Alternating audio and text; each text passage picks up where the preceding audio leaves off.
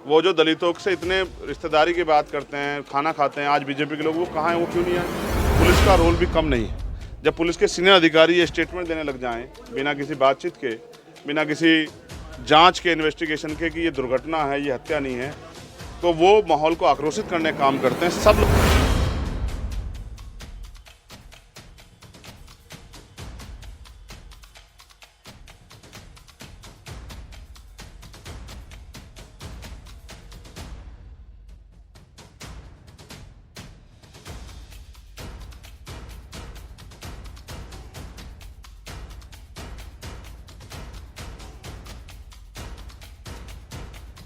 क्या कहना चाहेंगे, पीड़ित परिवार से आज मिले आप?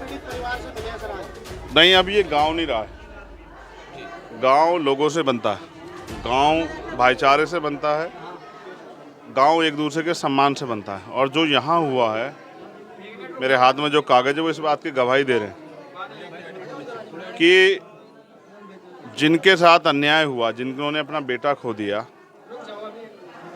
उनको न्याय दिलाने की बजाय पूरी सरकार और पूरा प्रशासन, पुलिस अपराधियों का समर्थन कर रही है। और जिस तरह 24 घंटे के बाद भी एफआईआर दर्ज नहीं हुई, रात को 3 बजे एप्लीकेशन ली जाती है, 8 बजे मुकदमा दर्ज दिखाया जाता है, और उसके तत्काल 2-2 मिनट बाद जो है ना दलित समाज के लोग मुकदमे दर्ज किए जाते हैं, वो इस बात की गवाही दे रहे हैं। उसके बाद जो यहाँ कार्रवाई हुई है, पीड़ित के पिता को पीटना,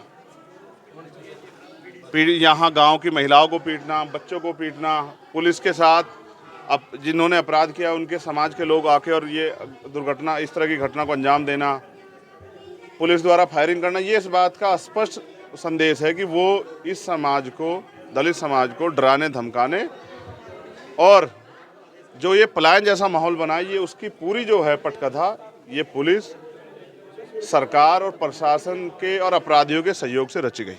तो सर आपका क्या एक्शन रहेगा? देखो, अभी मैं गांव के लोगों से मिलूंगा जिनके घर में नुकसान पहुंचाया गया है। पुलिस अगर कोई कार्रवाई करे तो भी समझ आता, लेकिन पुलिस के साथ अगर गांव के लोग, अपराधी के आसपास के, उसके रिश्तेदार के लोग और आम जनता के साथ मारपीट करे पुलिस के संरक्षण में, तो ये और भी खतरनाक है। मुझे दुख है कि यहाँ अच्छे अधिकारियों के होते भी पलायन जैसी स्थिति बनी और आज भी गांव के लोग यहाँ से बाहर हैं, गांव में ताले लगे हुए हैं। मैं अभी उन परिवारों से मिलूंगा जिनका आर्थिक नुकसान हुआ है, जिन महिलाओं को पीटा गया उनसे मिलूंगा, जिनको छर्रे लगे हैं, पुलिस ने गोली चलाई, मैं उनसे मिलूंगा। फिर मैं गांव के लोगों से बात करूं, गांव के लोग वहाँ इकट्ठे हैं, फिर मैं यहाँ के अधिकारियों से मिलूंगा। और मैं ये मानता हूँ कि अगर अधिकारी सही आश्वासन नहीं देते और आश्वासन पे समय के अनुरूप खरा नहीं उतरते, तो फिर इस पूरे जो ये दर्द तकलीफ हुई है, जो अन्याय, उसकी कमान हम लोग अपने हाथ में लेके इस परिवार को न्याय दिलाने का काम करेंगे। और जो जिन्होंने पुलिस के साथ मिलकर अपराध किया उनको भी चिन्हित करके सजा दिलाने का काम करेंगे।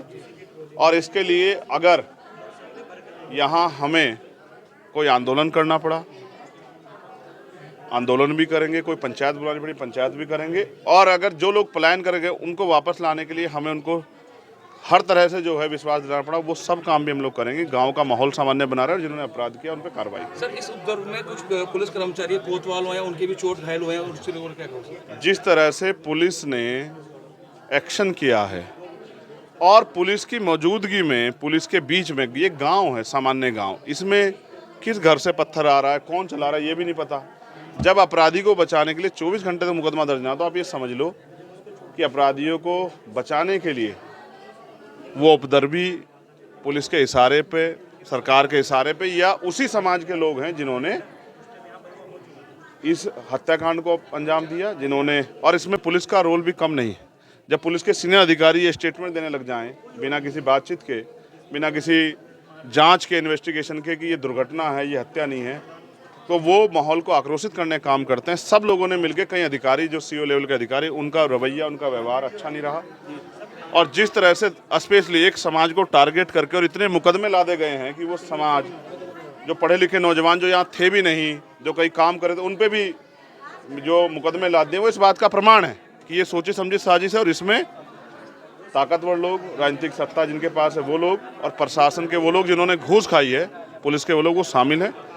इसकी जब तक निष्पक्ष जांच नहीं होगी तब तक कोई पता नहीं लगेगा कि कौन कौन लोग शामिल है। मैं तो ये भी कह रहा हूँ, अगर किसी हमारे व्यक्ति ने अपराध किया हो उसको सज़ा मिलनी चाहिए, लेकिन जो जानबूझ के हमारे लोगों को टारगेट किया है, ऐसे लोगों को भी हम लोग खुलेआम नहीं घूमने देंगे। उनके खिलाफ कार्रवाई के लिए हम लोग लड़ेंगे। सर बताया जा रहा कुछ भीम आर्मी संगठन के जो दूसरा संगठन यहाँ पर मौजूद था उनके द्वारा पुलिस पर पथराव किया गया, इस तरह की वहाँ पे नहीं, ये आप और मैं सब जानते हैं, कोई पथराव नहीं हुआ है और ये पीड़ित लोग किसी पथराव के उद्देश्य से वहाँ नहीं गए।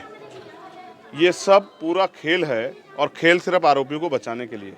अध्यक्ष जी, आप पीड़ित परिवार से आज मिले हैं, तो आप क्या मानते हैं, मर्डर है या फिर एक्सीडेंट? देखो, जो जैसा उन्होंने मुझे बताया उस घटनाक्रम के तौर पे मैं समझता हूँ ये मर्डर है और इसको मर्डर को कंट्रोवर्शियल बनाने के लिए, इसको एक्सीडेंटल बनाने के लिए बाकी तमाम तरह की चीज़ें जो है ना वो की गई।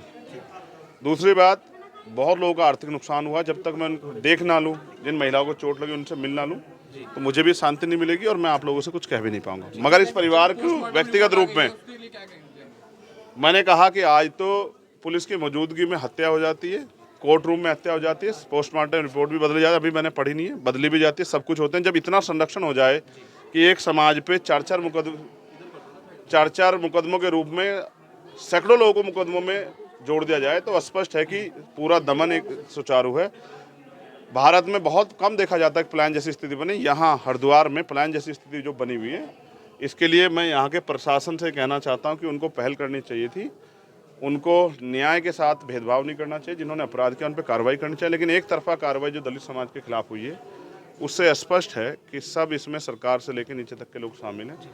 आपके द्वारा कोई व्यक्तिगत परिवार के लिए मैं ये मांग करूँगा कि क्योंकि उस परिवार का अकलौता चिराग था, वो 3 भाइयों बहनों का भाई है और इन माँ बाप का आखिरी सहारा है, उसके छोटे छोटे बच्चे हैं, तो सरकार, जबकि करना खुद चाहिए था सरकार को। मेरे सूचना के बाद फिर बहुत सारे सरकार के लोग एक्टिव हुए कि भाई हम मिलेंगे, ये करेंगे। यहाँ के तमाम नेताओं को आना चाहिए था। क्या उनको दलितों की वोट नहीं चाहिए? वो जो दलितों से इतने रिश्तेदारी की बात करते हैं, खाना खाते हैं, आज बीजेपी के लोग वो कहाँ हैं, वो क्यों नहीं आए?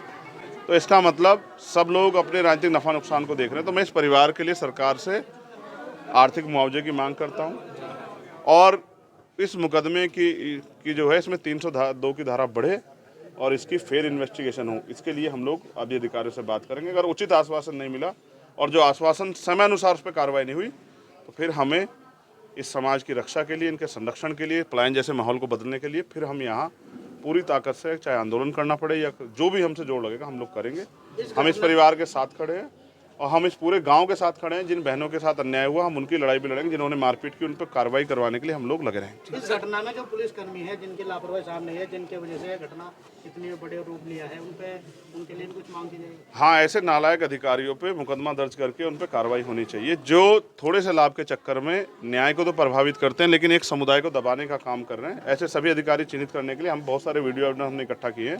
हम लोग उन सब पे काम करेंगे। अगर पुलिस हमारी नहीं सुनेगी हम कोर्ट जाएंगे और अगर कोर्ट भी हमारी नहीं सुनेगा तो हम सड़कों पे आके अपनी बात को रखेंगे। सर, संगठन द्वारा कोई आपके द्वारा कोई निजी इनको हेल्प दी जा रही है, मदद की जाएगी? देंगे। जिनके पास सरकार है, जो टैक्स लेके घर में बैठे हैं, वो तो मदद करेंगे नहीं, जी, है ना? तो हम अपनी तरफ से जो मदद करनी है उसके लिए मीडिया से नहीं बताएंगे, लेकिन हमारी मदद तब तक जारी रहेगी जब तक इनको न्याय नहीं मिलता।